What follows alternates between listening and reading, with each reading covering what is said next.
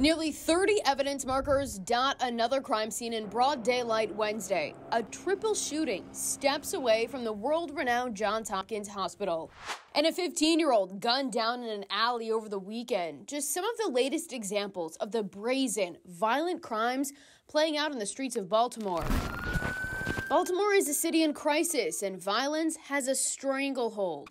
A main reason feeding into Republican Governor Larry Hogan's decision to cross party lines and back a Democrat seeking to become the city's next top prosecutor, Thiru Vignarajah. Well, I've always been a pretty bipartisan guy, and when I see somebody I think is the best candidate, I usually do get behind them. We sat down and talked about his desire to clean up the process and to prosecute these violent criminals that aren't being prosecuted now.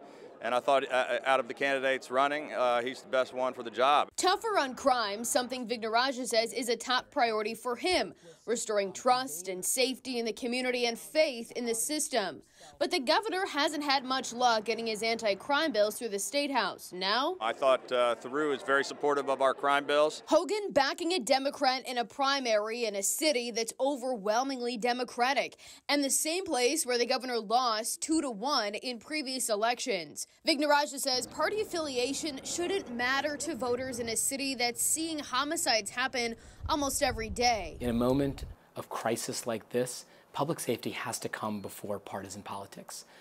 Bullets don't have a party affiliation. The gravestones of those slain on the streets of Baltimore don't bear the markings of race or creed or party.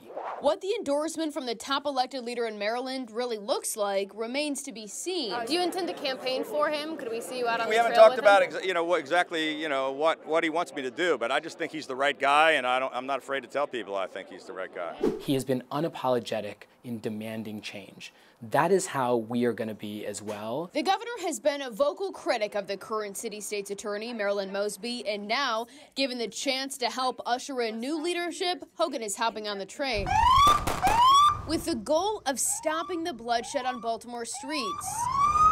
Bloodshed that has become all too common. More than 300 homicides in Baltimore for the last 7 years in a row.